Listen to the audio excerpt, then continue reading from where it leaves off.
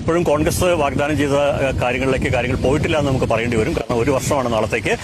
രാഷ്ട്രീയ പാർട്ടികൾ ഏറ്റെടുത്ത ദൌത്യം അതുപോലെ തന്നെ നിറവേറ്റിയിട്ടുണ്ടോ എന്നുള്ളതും ഈ സമയത്ത് പരിശോധിക്കപ്പെടേണ്ടതാണ്. ആ ഘട്ടത്തിൽ നോക്കുമ്പോൾ രണ്ട് പാർട്ടികളുടെ കാര്യം, യൂത്ത് കോൺഗ്രസ് അഥവാ കോൺഗ്രസ് പ്ലസ് ലീഗിന്റെ ഒരു കാര്യം ശ്രീ രാഹുൽ, ഇപ്പൊ സർക്കാരിന്റെ ഭൂമി എടുത്തു കഴിഞ്ഞു, സർക്കാർ പണി തുടങ്ങുകയാണ്.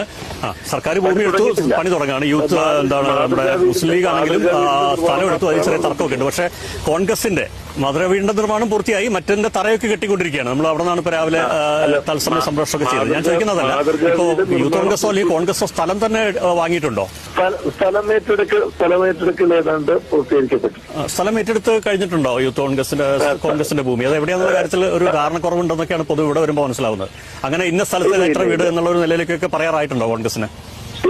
ഒറ്റ കാര്യം കൂടെ, അതായത് ഇപ്പൊ ഈ തറക്കല്ലിടൽ എന്നായിരിക്കും എന്നുള്ളതിനെ കുറിച്ച് താങ്കൾക്ക് എന്തെങ്കിലും സൂചന വരാൻ പറ്റുമോ? തറക്കല്ലിടൽ സ്വാഭാവികമായിട്ട് വന്ന ശ്രീ രാഹുൽ ഗാന്ധിയുടെ കൂടി ഡേറ്റിന്റെ അനുസരിച്ചിട്ടാണ് അത് പറയേണ്ടതാണ്. KPCC പ്രസിഡന്റാണ്. നന്ദി ശ്രീ രാഹുൽ ഈ സമയത്ത് കാര്യങ്ങൾ പറഞ്ഞതിന്. പക്ഷെ ഒരു കാര്യം ഓർക്കേണ്ടത്, പ്രേക്ഷകർ ഓർക്കേണ്ടത്, രാഹുൽ മാങ്കൂട്ടത്തിൽ ഉടനെ തന്നെ രാഹുൽ ഗാന്ധിയുടെ സമയം കൂടെ നോക്കിയ ശേഷമാണ് തറക്കല്ലിടൽ എന്നൊക്കെ പറയുമ്പോൾ ഇപ്പോഴും കോൺഗ്രസ് വാഗ്ദാനം ചെയ്ത കാര്യങ്ങൾ പോയിട്ടില്ല എന്ന് നമുക്ക് പറയേണ്ടി വരും. കാരണം ഒരു വർഷമാണ് നാളത്തേക്ക്.